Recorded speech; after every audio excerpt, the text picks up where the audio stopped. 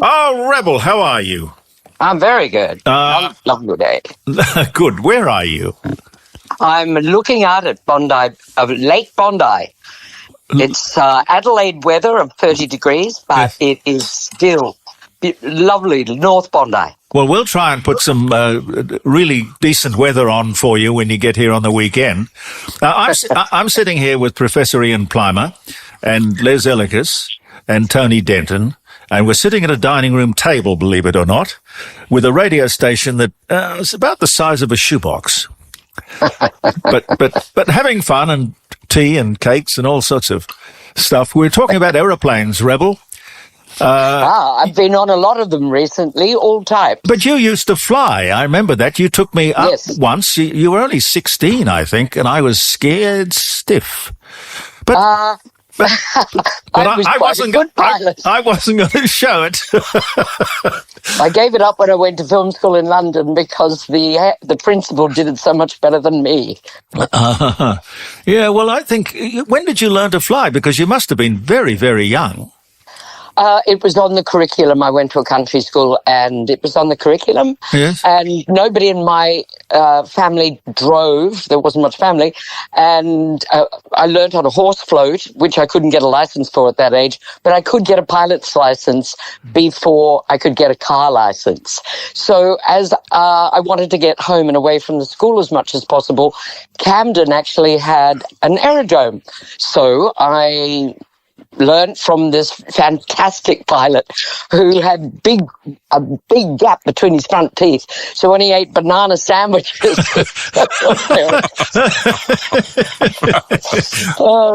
and one day, so the plane would arrive. It was a Cessna 180, and it was the ag strip of and get all the cattle off it, and then it would land, and the windscreen would have to be cleared of car shit.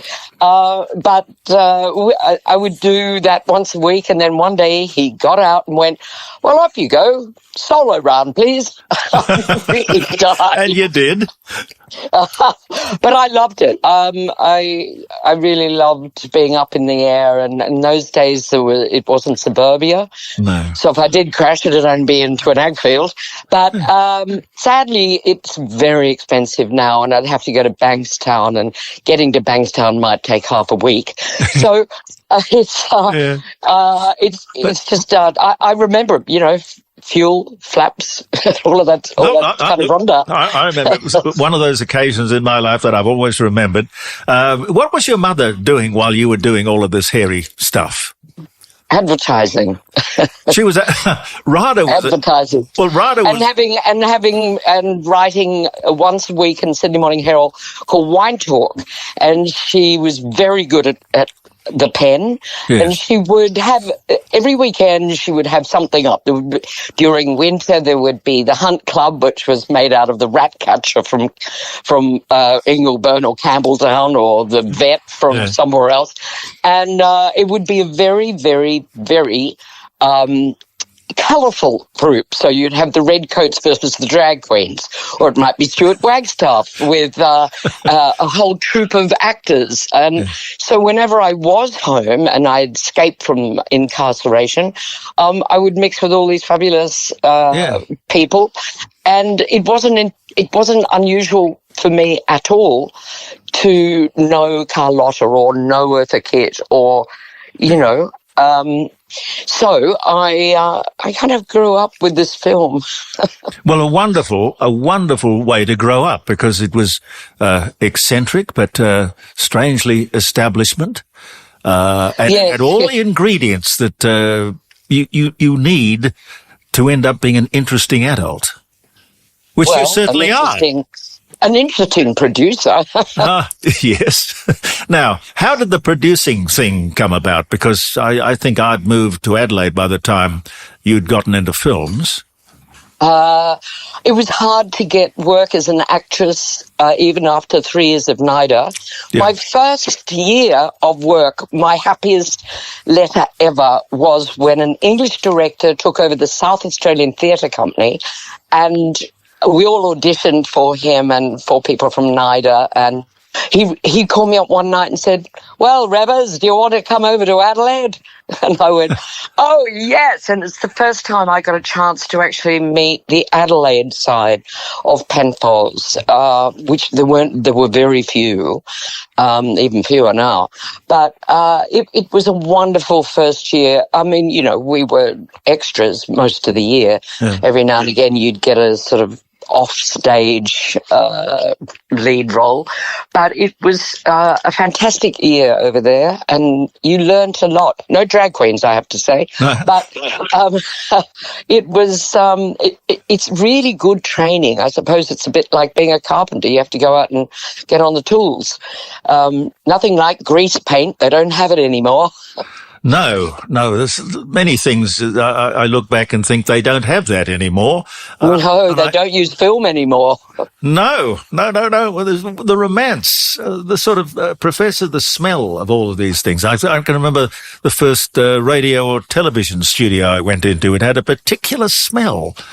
Yes. I think everything was analog, and once you go digital, it doesn't smell. Or smell the same. I'm not sure how to touch it. No, I remember when I went to Adelaide, I had a cousin who was particularly interested in geology because, of course, pedology with winemaking. So we'd go out and he'd teach me about the Krasnozem soils or the Terra Rossa down at the Coonawarra. Yeah, it was and I'd passed geography at school, at the Crammer when I was expelled. But did you get expelled? What did you get expelled? I got expelled. What did you get expelled for? What did you do? There was some Penfolds we couldn't sell, so I put it in the plane, flew it back to school, and flogged it to the prefect. As you do. It was only 4 bottles, as I recall, of C'est Bon. It's a new kind of drink. But I think I made $1 a bottle. But there was you don't get sacked for that. I mean, you don't get fired. You get rewarded. Yeah, the people that were the prefects should not have bought it. They stayed. I got fired. Oh, that's ridiculous. That's just wrong, because you should get rewarded for being entrepreneurial. That's what you go to school for. Jeremy. Yes, that's just what I thought. I thought it was very good training to become a producer. How do you make money as a producer? You start with a lot more money. Yes. And someone else's. Did you ever see that movie? It was a play, really. It was called The Producers. Zero Mostel. Zero Mostel, yeah. So funny. Springtime for Hitler or something. They had to make the only way. Springtime for Hitler and Germany. Yes. It was a very, very good film. Yes. That made a lot of money. Yes, that's the irony of it, isn't it? Because the whole thing was based on selling more than 100% of the project. Yes. And then all you had to do was make sure it didn't succeed. I think you have to be American to make that work now. Yeah. So they thought, well, what is going to be an absolute certain flop in rather Jewish New York? Well, I think that's what a lot of people thought about, 2 drag queens and a transsexual crossing the desert. Well, where did that come from? Where did you get the story? Oh, it's in 2 parts. There are 2 parts of the story, and both of them have heart. So at the centre of this little Australian story made for $2 million is something that touches everyone in every culture around the world. Everybody has the right to have family, no matter what their sexual preferences, and everyone can be vulnerable, but continue to stand up for their identity.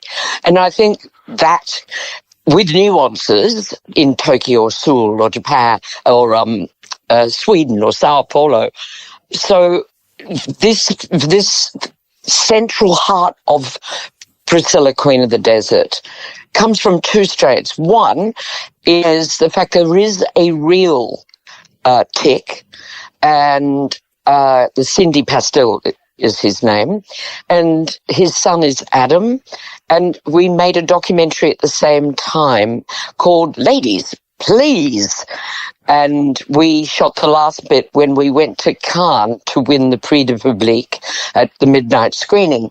And he took his son, everywhere in Cannes, and we followed him, and same crew as Priscilla. And the second part, the sort of drag queen part, apart from the fact that Cindy was a drag queen, and with Strykemeyer. And they're two characters on the circuit that were well known, but very few people knew drags outside drag world.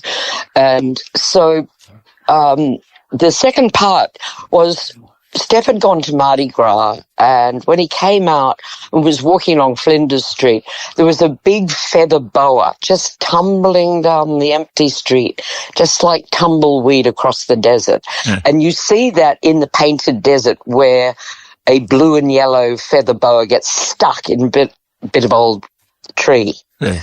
So he put it all together and said, let's make a Western of a fish out of water. So that's what he did. It's a fish out of water story. Yeah. And it is a Western for people that really are more protected in the city. Well, as you put it together, it was either going to be a screaming success or an absolute failure. You wouldn't know that. Did you get nervous? When you're filming. But the whole story, the whole concept of it was groundbreaking. When did you make it? What year was it? It was 1994 because it's the 30th anniversary. Ah, yes. We had that screening 2 nights ago at the National Film and Sound Archive in Canberra. Yeah. Packed house, 240 people with a drag queen show. I had the librarian of the main library of Australia come up and cry at me. She said, you have no idea what it was like to try and come out as a gay girl when all my friends were dying of AIDS. Oh, yeah. And I saw this film and it meant so much to me and our friends, and it made us laugh and it made us come together and just be strong about who we were. And this was not long after Stonewall. When the police were bashing everyone that walked for Mardi Gras. Yeah. So it was a very political time, heated time.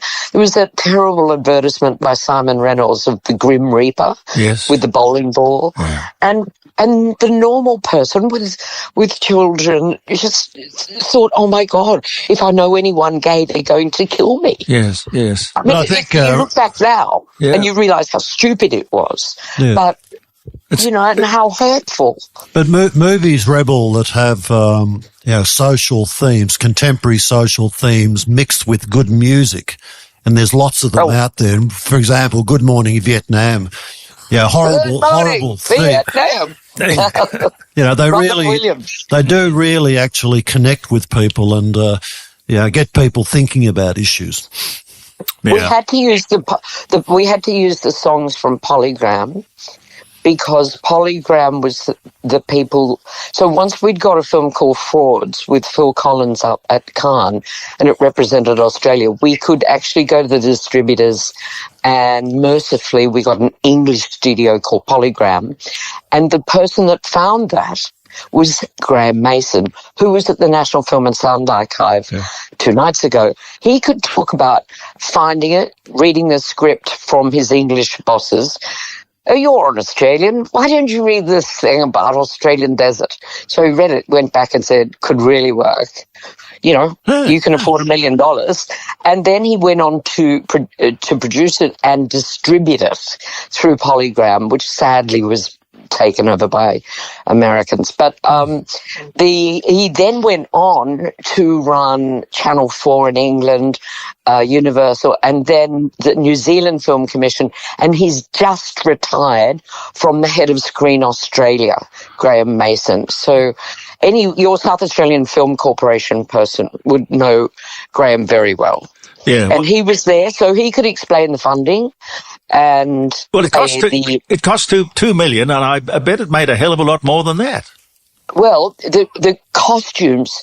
So Timmy won the costume Oscar at 23, and he only had $20,000. And one lot of costumes had melted in the Mr. Whippy van. They actually melted, and he had to start all over again in the desert. And the famous wattle dress, which is in the finally seen. That was actually the pom-poms were made in the craft workshops at Long Bay Jail. Good God. So Well, yeah. then Go on. we had the stage producer there who lives in England, but I went to NIDA with, an Australian that lives in England. He started in 2006 rearranging the film onto a major stage musical.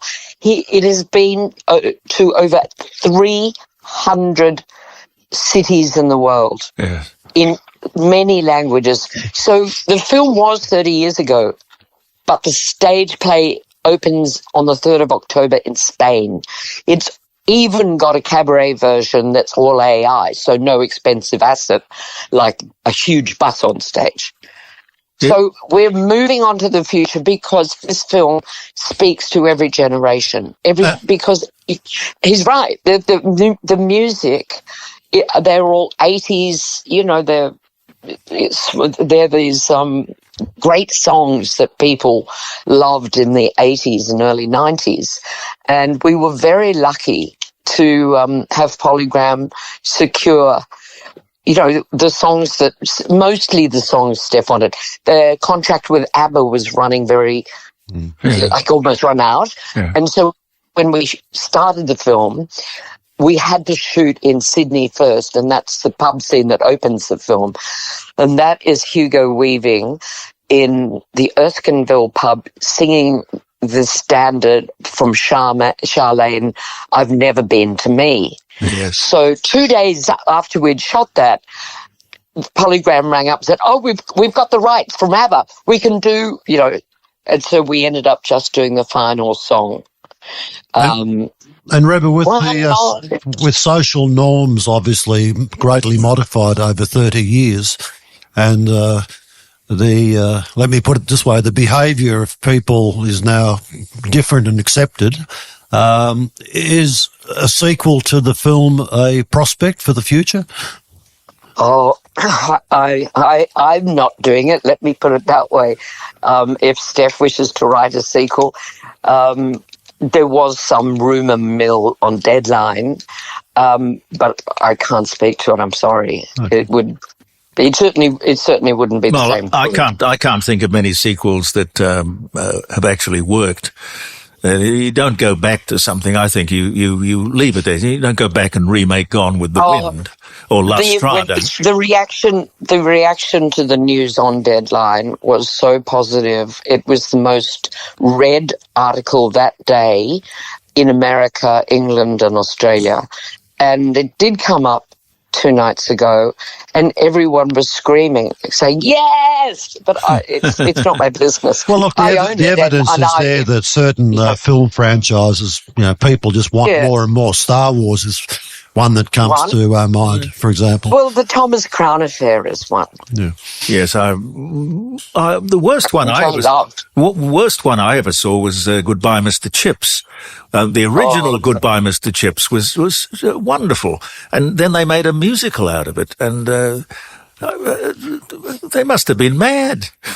Well, you can't generalise. It depends what it is. I suppose. I personally love Thomas Crown Affair number 2, but I love them both. Who was in number 2? 007, Pierce Brosnan and Rene Russo. Oh, right. And it had that fabulous Nina Simone soundtrack when they did the Magritte top hat in the to put the painting back, whereas it was Paul Newman and Faye Dunaway in the original. Yeah. You've got a very good encyclopedic mind. Now, you're coming... I've been doing it a long time. Yeah. Well, you're not working on anything at the moment?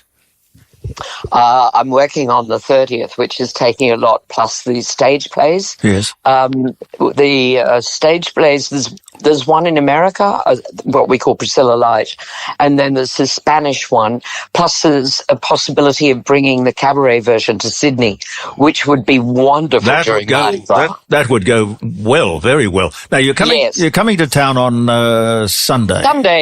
The Piccadilly at North Adelaide. Is it a full house, or could people still go? I'm not in charge of the tickets, but the last time I spoke to Sophie Tooth, she said there were a few tickets still left, but it was very popular. Yeah. And they're the people that found the bus. They found the bus in a burnt-out field. It had been moved twice. Yeah, I heard about that. It's now 50 years old. Yeah. And so they're going to make it a major tourist attraction in the Birdwood Motor Museum. Motor Museum, yeah. Yeah, obviously the engine doesn't work and the tyres are totally flat, and someone ripped up the iconic carpet.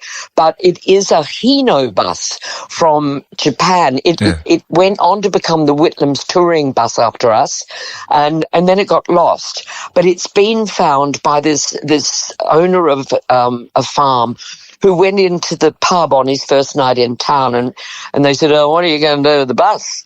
And he went, "What bus?" And he said, "Go down the back of your property, mate, near the other house, right next to the other house. It's there." So he drives down, he looks at it, and everything is melted and burnt. Yeah. Except the bus, because the water bomber bombed the bus. So it saved it. Well, that's kismet. I'm really hoping some genius mechanic in Adelaide. Oh, they'll restore it up there. They spend a lot of time restoring the cars and the vehicles that get donated. This will be a major immersive tourist attraction. You'll be able to go into the bus. You'll be able to go to a kiosk and say, "I'm interested in the costumes." And Tim will talk about the costumes, and we'll rerun the finales of stage plays, etc., to the screen, and we'll be able to talk about the attractions. It'll only be in Adelaide. And you're doing the Q&A after the show on Sunday? I think it's before? Jeremy. Okay. Yes, so, there's Chrissy. You've got Chrissy Queen. Who else?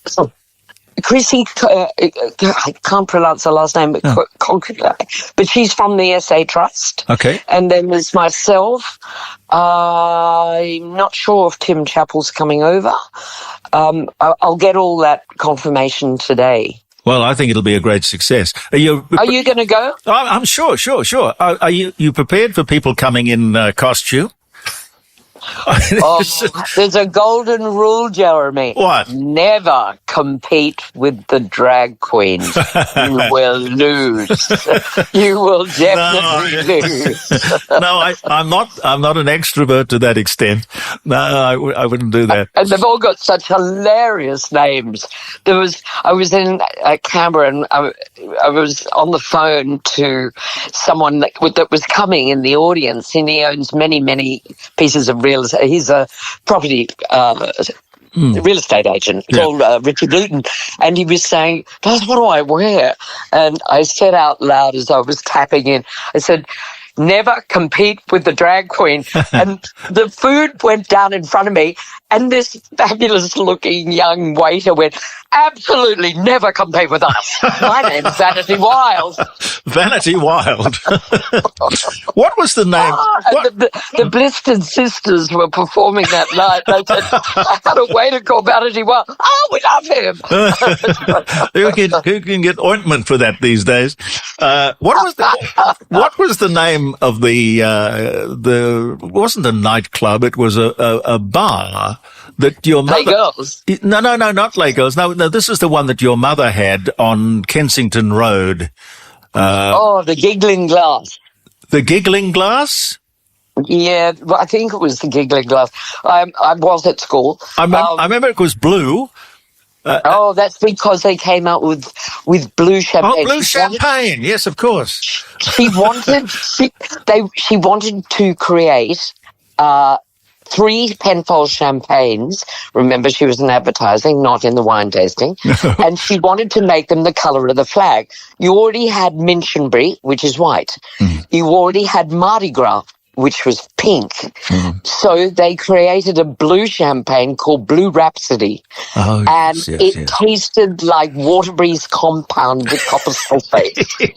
It was so bad. We lost Thousands. I think that's where I met your mother. Oh, God. I had a sort of a daytime television show at Channel 10 at the time, and your mother came on that show to promote the blue champagne. And then she invited me down to the bar, and it was very blue. I remember it was very blue. I can't remember it at all. What a wonderful woman she was. I take it she's not with us anymore. Oh no, she died in 1980, and she was going to write a book, and I finished the book. It's called Gone with the Wine, but it's only for my children. Gone with the Wine? Gone with the Wine. Gone with the Vine. All right. Yeah, Gone with the Wine. Just like the company. I don't own the company anymore. I never did. We lost it when I was actually at NIDA. We didn't lose it. You sold people it. in Adelaide made bad decisions. But there was a... no, I can't remember the name of the bar that it became. So it was on a corner, wasn't it? I think so. Kensington. I remember it was on the left-hand side. side. From NIDA. Yeah, Jack's something. Jack's, no, can't remember. Sorry, Jeremy. No, don't worry. It's wonderful. You provoke so many wonderful memories just talking to you. I look forward to hopefully. I look forward to. I'll give you new ones on Sunday. I will love that. Now, is there a number that people can call to check out? Just ring the Piccadilly, I suppose, is it? Is the Piccadilly or the South Australian History Trust? Oh, yes. It's Lighthouse Square. Yes, Light Square. Yep. Light Square. Yes, that's right. I'm sorry, I don't. I have Sophie's number, but she probably wouldn't want to do all the ticketing herself. No. Leave that with us. That's terrific. It's called the actual program is called God Save the Queen because the bus is the Queen, right? Yeah. So that is actually.